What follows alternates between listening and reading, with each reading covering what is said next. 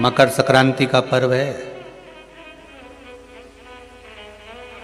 ये कोई मकर संक्रांति ऐसी नहीं पड़ गई, किसी देवता का घर जला था तब जाकर दूसरे घर में प्रवेश किया था, तब मकर संक्रांति हुई थी। एक बहू ने अपने ससुर का आदर नहीं करा था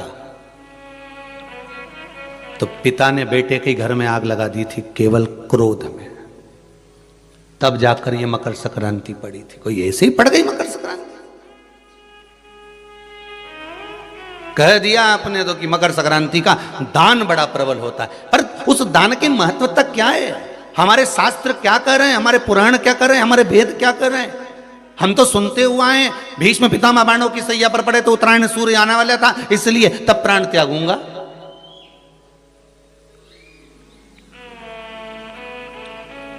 मकर राशि में सूर्य प्रवेश करेगा तब मैं आनंद पाऊंगा, तब मैं दान करूंगा पुण्य। तो आखिर दान की महत्वता इतनी प्रबल कैसे हो गई? वो तिल की महत्वता इतनी प्रबल कैसे हो गई? वो गुड़ की महत्वता इतनी प्रबल कैसे हो गई? कहीं हमारे यहाँ एक भी मैसेज में ये नहीं लिखा हुआ आया होगा कि शक्कर तिल्ली का दान करो, गुड़ तिल्ली का दान करो।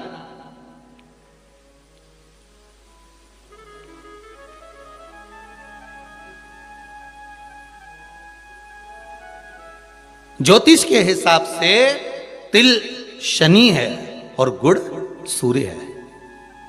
ज्योतिष के हिसाब से तिल शनि है और गुड़ सूर्य है। कोई साधारण सा भाव नहीं प्रगटा है महाराज जी। इस मकर संक्रांति पर केवल लोगों ने कह दिया कि पतंग उड़ा लो, तो कितनी अच्छी बात है, हिंदू धर्म में कम से कम एक दिन दिया उड़ा लो, जितनी मैंने उड़ाओ, पर एक ही दिन उड़ाना रहे और एक ही दिन काटना। बाकी के दिनों में ना तो किसी के बारे में उड़ाना और ना किसी की काटना।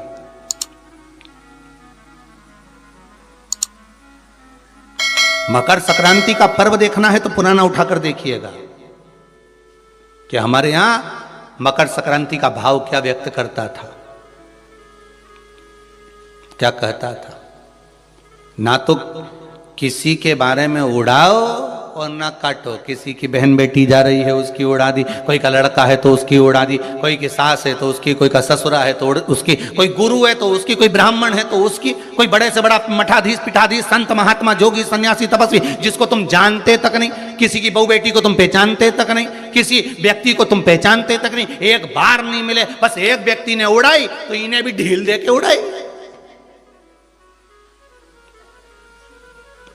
अब वो एक ने उड़ाई तो तुमने भी उड़ा दिया। अरे हमारे यहाँ तो हिंदू धर्म में एक दिन दिया है मकर संक्रांति का दिन कि खूब छत पर जा उड़ा ले जितनी उड़ाना है, पर किसी की गलत शब्द से मत उड़ाना, किसी के लिए आड़ा टेढ़ा मत बोलना, किसी के लिए ऐसा मत बोल जाना क्योंकि तुम उसको पहचानते ही नहीं हो, बस उसने उड़ाई तुम उसके साथ मिल गए। दे ढील, चरखिल तो तुम ही पकड़े थे। उड़ाए जा उड़ाए जा उड़ाए जा। उन्हें उसकी बेटी के लिए कुछ कहा, 4 लोगों ने मिलकर और कह दिया, 5 लोगों ने मिलकर और कह दिया। किसी के बहू के लिए कहा, एक ने कहा, दूसरे ने फिर कह दिया, 4 ने मिलकर फिर कह दिया। किसी के बेटे के लिए कहा, किसी गुरु के लिए कहा, किसी ब्राह्मण के लिए कहा, किसी संत के लिए कहा, किसी साधु के लिए कहा। किसी ने एक संत पर उंगली उठाई, सबने उड़ाना चालू कर दिया। किसी ने एक गुरुजन पे उंगली उठाई, सबने उड़ाकर चालू कर दिया। हम उड़ा रहे, ना तो जानते ना पहचानते, ना देखा ना भाला, ना कभी उससे मिले ना जाने, बस उसने उड़ाई थी और तुमने जरखिल से ढील देकर उड़ाना चालू कर दिया।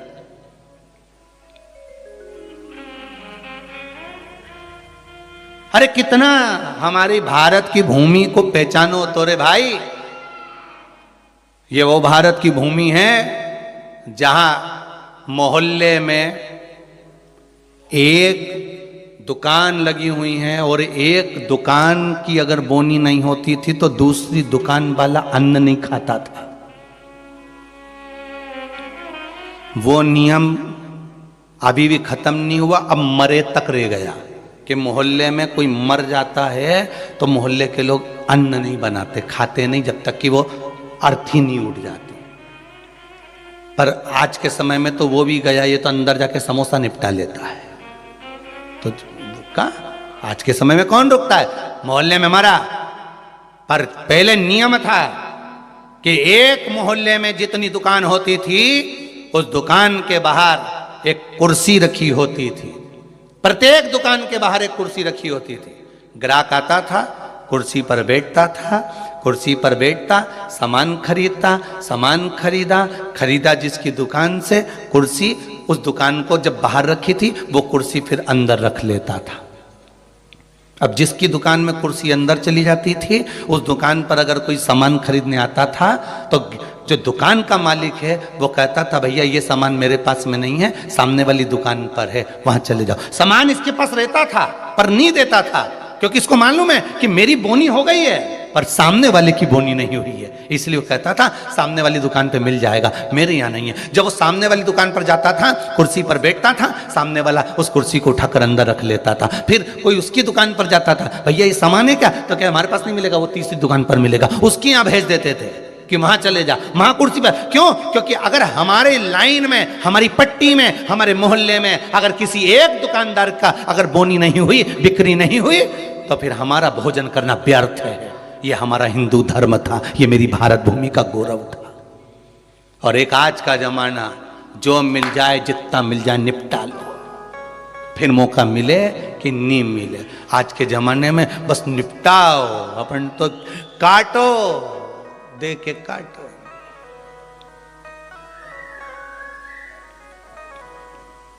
अरे भगवान से भी कहना, पतंग उड़े आकाश माने, डोर थारा हाथ मां, ओ वल्लभ मारी पतंग ऊंची राख जो।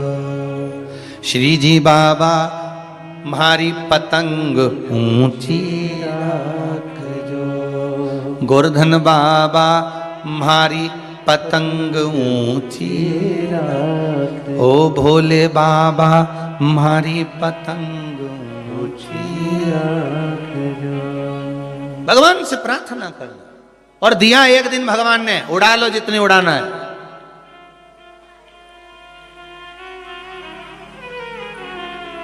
उड़ा लो।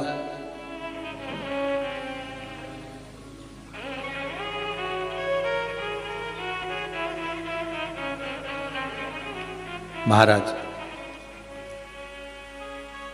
ज्योतिष में तिल को शनि और गुड़ को जम के बोलो जरा सूर्य कहा गया है। दोनों बाप और बेटे का मिलन करवाया, क्योंकि इन दोनों की बनती नहीं थी।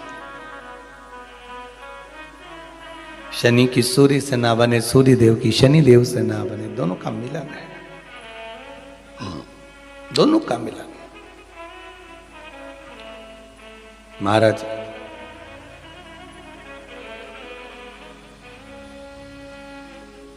शिव महापुराण की कथा में भाव वर्णन करते हुए मानसरोवर शिव पुराण का स्मरण करें। एक बार सूर्य देव अपने बेटे शनि के घर गए। शनि देव का घर है कुंभ। कौन सा घर है? कुंभ।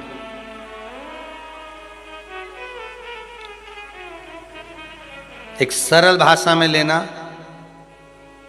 घर में अगर ससुर आए, घर में घर का बुजुर्ग आए, बड़ा आए, तो उसका आदर होना चाहिए कि नहीं होना चाहिए। हमारी शिव महापुराण की कथा तो यहां तक कहती है कि आपकी उम्र से अगर कोई बड़ा आ रहा है तो आपको खड़े हो जाना चाहिए। यहां तक शास्त्र कह रहा है।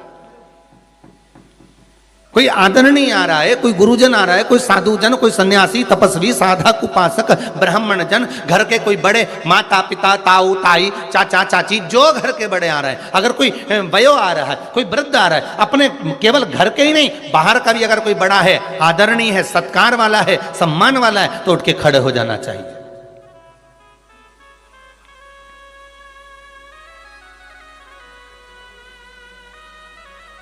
पर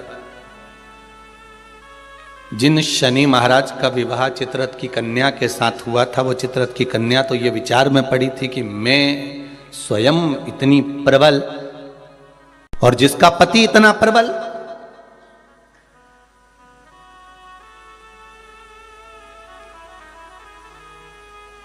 जीवन में कभी अहंकार मत करना। एक बात बहुत बहुत ध्यान रखना साहब, ये जो क्रम है ना, बाहर बहुत प्रसन्न नजर आते हैं, वो भीतर से बहुत रोए हुए होते हैं।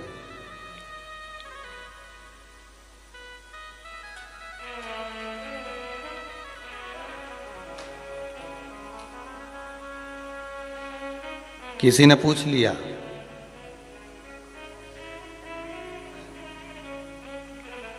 एक बात तो बताओ गुरुजी कि ये शनि महाराज इतना गुस्सा क्यों करते हैं?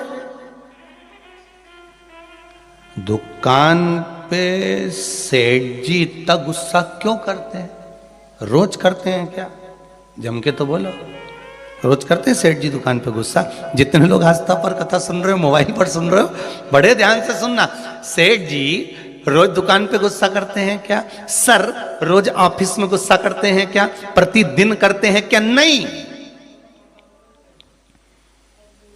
कभी कभी सेठ जी को गुस्सा आता है, कभी कभी जो सर हैं उनको गुस्सा आता है, कभी कभी आता है। रोज नहीं करते। बहुत बहुत सावधानी से कथा का स्मरण करिएगा। सर रोज गुस्सा करते हैं क्या? नहीं। सेठ जी रोज गुस्सा करते हैं क्या? नहीं। प्रतिदिन नहीं करेंगे। मालिक रोज क्रोध करते हैं क्या? नहीं। अगर ऑफिस में सर क्रोध कर रहे हैं, ऑफिस में सर क्रोध कर रहे हैं, दुकान पर सेठ जी क्रोध कर रहे हैं, मालिक अगर क्रोध कर रहा है तो रोज नहीं करता। वो कब करता है? जब घर में उसकी कुछ अनबन थोड़ी बहुत, परिवार में भी सबसे अनबन हो तो भी इतना गुस्सा नहीं करेगा। पर वो जगदम्बा के साथ जब अनबन होती नहीं बेरू की, तब फिर तो बिल्कुल फिर कोई नहीं चले।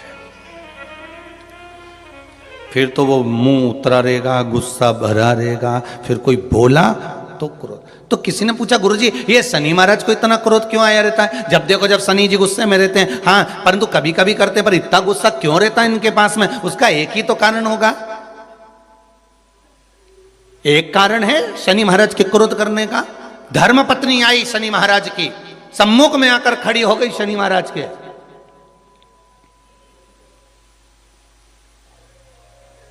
और अपने कार्य में शनि महाराज लगे रहे। माना आप व्हाट्सएप चलाओ, पर घरवाली खड़ी है तो थोड़ा सावधानी से एक बार मुंह से बात तो कर लो।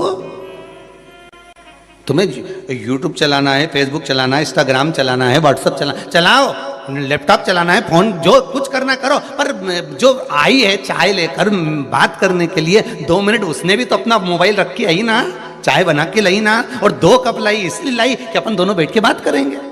तो शनि महाराज जी की धर्म पत्नी भी ये सोच के आई थी कि मेरे प्रभु के पास में बैठकर मैं थोड़ी चर्चा करूं, मैं थोड़ी बात करूं। पर ये तो देखे ही नहीं लगा। आ गया क्रोध, और क्रोध में बस खड़ी होकर बोल दी, मेरा श्राप है स्वामी तुमको। अब देखिए जरा शनि महाराज की पत्नी, मेरा श्राप है स्वामी तुमको। तुम मुझे नहीं देखे हो, अपने कार्य में लगे हो। मैं श्राप देती हूं, तुम जिस पर दृष्टि दोगे वो जलकर भस्म हो जाएगा। बहुत अच्छे थे शनि महाराज, ऐसा नहीं है, थे अच्छे, परंतु ये जगदम्बा के कारण गुस्सा आ गया बस। और श्राप मिला, जिस पे दृष्टि दोगे बस। शनि महाराज ने भी सोच लिया अब क्या करूं, श्राप लग गया।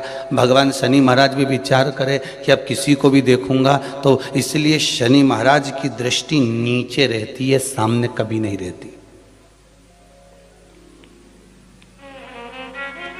शनि मंदिरों में जितने भी शनि मंदिर हैं, आप सारे शनि मंदिरों में जाकर दर्शन करोगे तो शनि महाराज की दृष्टि सामने है। पर शास्त्र कहता है शनि महाराज ने दृष्टि अपने ऊपर नहीं रखी, नीचे की ओर रखी है, नीचे झुकाकर। अब लोग समझे तो ना, मंदिरों में जितने शनि मंदिर हैं सब मंदिरों में शनि की दृष्टि सामने रख दी। जो आता है तेल चढ़ाने पूजन करने के लिए दृष्टि सम्मुख होती है। शनि महाराज ने अपनी दृष्टि नीचे रखी है। शनि महाराज दृष्टि कब उठाते? जब किसी को नष्ट करना हो। तुम जिस पर दृष्टि डालोगे वो जलकर भस्म हो जाएगा। ये शनि महाराज की धर्म पत्नी ने कहा है। और आज शनि महाराज जी की धर्म पत्नी जिस घर में निवास कर रही हैं, शनि महाराज जिस घर में निवास कर रहे हैं, उस मकान का नाम क्या है? अभी बताया था, क्या नाम था? कुंभ। अपने भी मकान का नाम होता है ना, कोई ने पितृ कृपा लिख देता है, कोई गुरु कृपा लिख देता है, कोई देव कृपा लिख देता है, कोई लक्ष्मी कृपा लिख देता है, कोई अपने पिताजी का नाम से लिख देता है। मकान का नाम लोग रख देते हैं, ये हमारे मकान का नाम। तो शनि महाराज के घर का नाम था कुंभ। उस कुंभ मकान में शनि महाराज रह रहे थे, पिताजी का आगमन हो गया। बहुत ध्यान से सुनना, ये मकर संक्रांति की कथा है। पहले मिली कि नहीं मिली वो हम नहीं जानते, पर मकर संक्रांति का भाव को जान लीजिए महाराज कि क्यों महत्व है दान का, गुड़ और तिल्ली का, क्यों महत्व है सूर्य नारायण के पूजन का।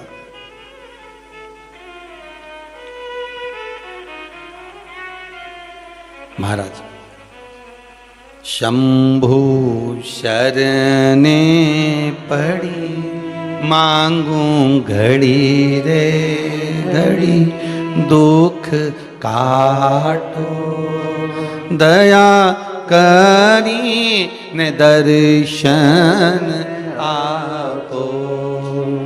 हे शिव करुणा सागर भगवान ओघड़दानी त्रिकालदर्शी शंकर की कथा कर रही है। भगवान सूर्य नारायण का प्रवेश हुआ कुंभ में, घर में प्रवेश करा। जैसे ही प्रवेश करा शनि महाराज तो उठ खड़े हुए, पर बहू खड़ी नहीं। घर का अगर कोई बड़ा आए, आदरणीय आए, सम्माननीय आए, तो उसको आदर देना चाहिए, सत्कार करो।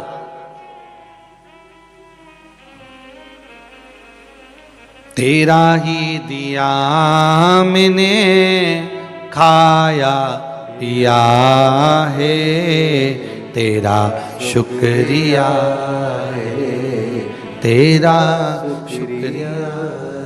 मुझे भोले बाबा ने बहुत दे दिया है, तेरा शुक्रिया है, तेरा शुक्रिया है। थोड़ा सा आदर करो। अच्छा, दोनों में विचार बड़े विचित्र होते हैं। बहू सोचती है मैं सास को सुधार दूं, और सास सोचती है, जम के बोलो, बहू को सुधार। और सुधरती दोनों ही नहीं है। धीरे धीरे करके सिधर जाती है, पर सुधर नहीं पाती। और कितना सुंदर भाव कहा है महाराज। अपन अपने आप को तो सुधार नहीं रहे, सब कुछ सुधार रहे। हमारे घर में शांति नहीं है गुरुजी, बहुत तकलीफ है गुरुजी। फिर गए किसी के पास में, उन्होंने कहा चलो हाथ दिखाओ, लाओ जरा तुम्हारा ग्रह दशा देखते हैं। और उन्होंने कहा एक काम करो, फिर किसी को बुलाया, कोई वास्तु शास्त्री बाबू आ गए, किसी ने मकान देखा, कह दिया घर बदलो, घर ठीक नहीं है, इसमें कुछ ऐसी चीज है कि तुम बर्बाद हो जाओगे। अब तुमने क्या करा? किसी के कहने पे जम के बोलो जरा, बदला कि नहीं बदला? जब इतनी बड़ी बात कह दी तो भाई घर बदल लिया, ठीक है। अब वो घर बदल के किराए का मकान में चले गए, और किराए के मकान में 20,000 रुपये महीना लगना चालू हो गया। अभी तक वो लग नहीं रहा था ना। अब 20,000 रुपये महीना किराए के मकान में लगना चालू हुआ, और जो 20,000 रुपये लगना चालू हुआ, थोड़े दिन तक तो थोड़ा लगा कि हाँ थोड़ी शांति है। 2 महीना, 4 महीना, 6 महीना ऐसा लगा, खूब शांति आ गई। महाराज बिल्कुल सही किया था, एकदम बढ़िया बोला था। अच्छा वो अपने घर छोड़ दिया। और 2-4 महीने जब 20,000 रुपये देने, फिर जो झगड़ा चालू हुआ, मकान मालिक बोला 20,000, गैस की टंकी, बच्चों की फीस। फिर जो जैसे कल कथा में था ना, गौरी कुंड पे उफान, गंगा जी का जल, बस वैसा उफान जो आया। अब फिर किसी की आ गई, महाराज शांति नहीं बिल्कुल भी, बड़े दुखी हो गए। घर में रत्ती सारा सूखे पर शांति नहीं है, बिल्कुल नहीं है। फिर किसी ने कहा एक काम करो, थोड़े दिन के लिए तुम ये वाला नेकलेस पहन लो, थोड़े दिन के लिए तुम ये धारण कर लो, थोड़े दिन के लिए ये वाले कलर के कपड़े पहनो। ये जब गुरुवार आए तो पीला पहनना, बुधवार आए तो ये कलर का पहनना, काला पहन लेना, ये पहन लेना, वो पहनना। फिर लिबास बदला। अभी क्या बदला था? घर। अब क्या बदला है? लिबास।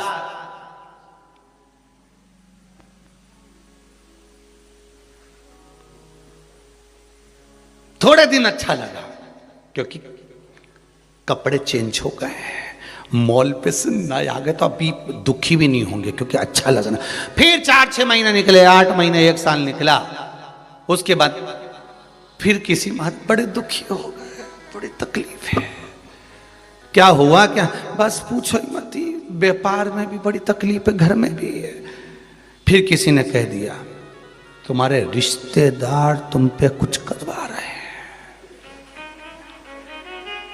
फिर तुम्हारे रिश्तेदार कर रहे हैं। अब क्या करा इसने? रिश्तेदारी छोड़ दी, क्योंकि महाराज जी ने कहा था रिश्तेदार करवा, रिश्तेदारी छोड़ दी। अब अभी क्या बदला था?